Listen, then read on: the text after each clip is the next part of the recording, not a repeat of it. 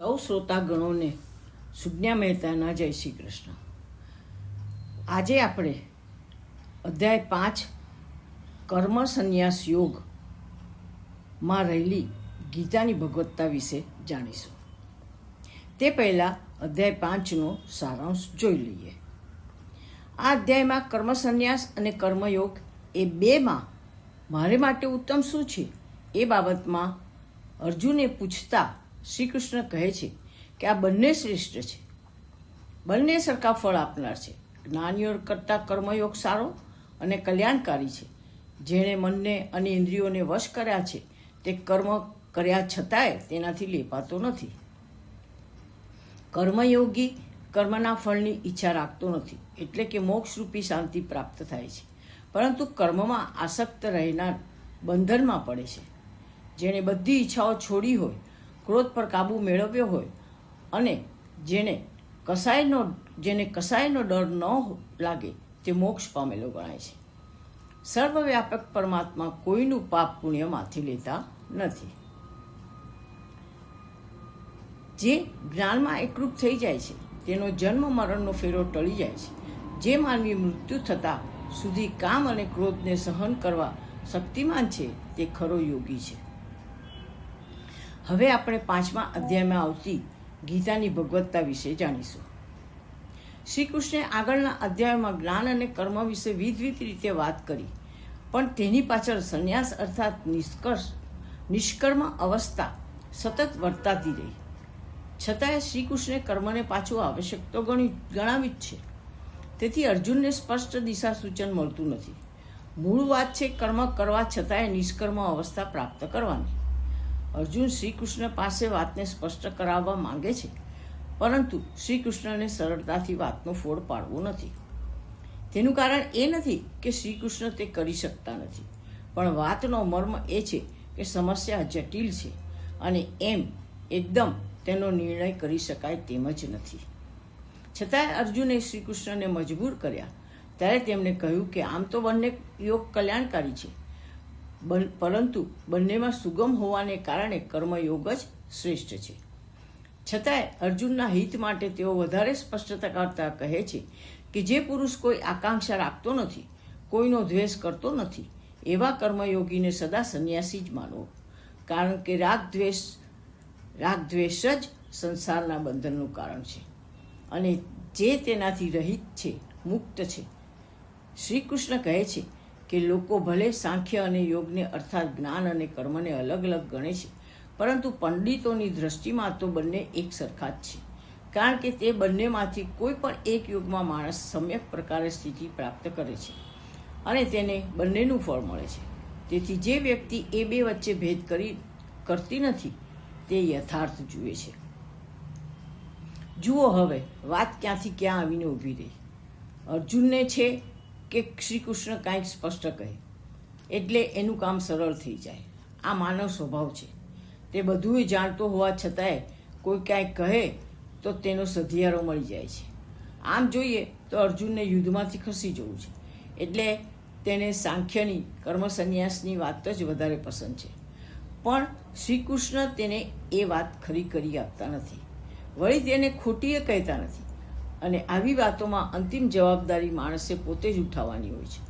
આમ તો તમે જો વાતનો ગૂઢાર્થને સમજો તો આખી વાત તેના હાર્દમાં કર્મ સંન્યાસની જ છે.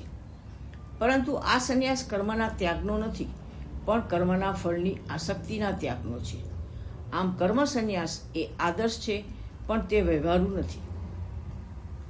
ટૂંકમાં શ્રી કૃષ્ણ અર્જુનને કર્મ સંન્યાસ યોગી બનીને યુદ્ધ કરવાની સલાહ આપી રહ્યા છે.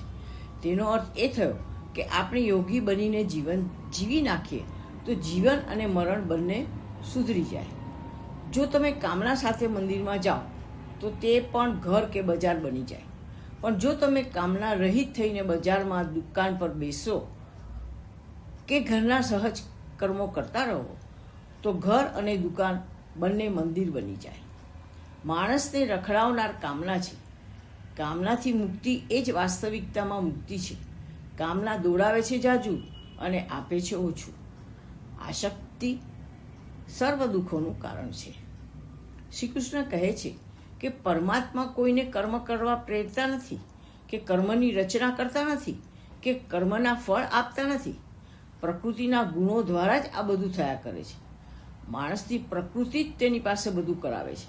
પ્રકૃતિ એ માણસનો સ્વભાવ છે.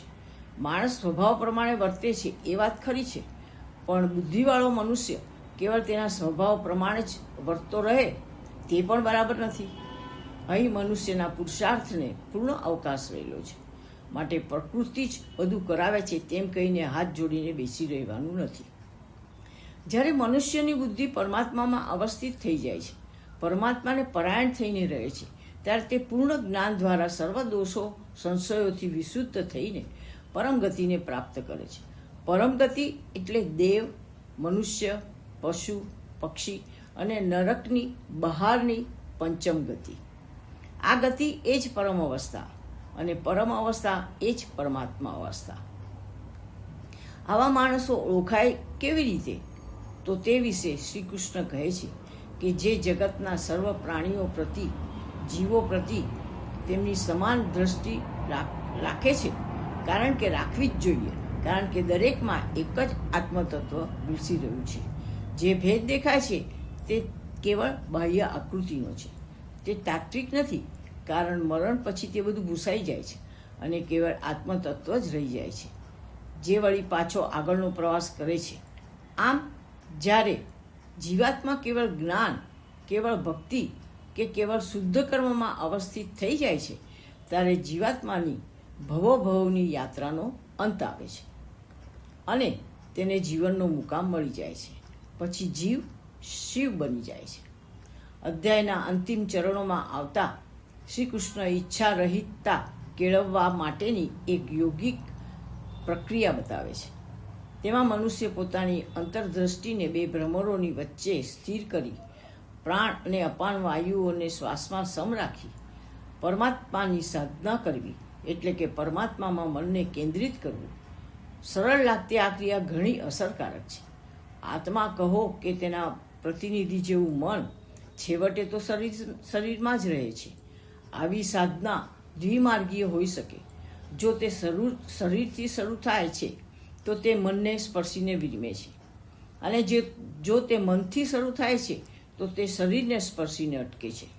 જ્યાં સુધી આત્માનો શરીરમાં વાસ છે ત્યાં સુધી સાધના ગમે તે છેડેથી શરૂ થાય તેમાં કાંઈ ફરક પડતો નથી.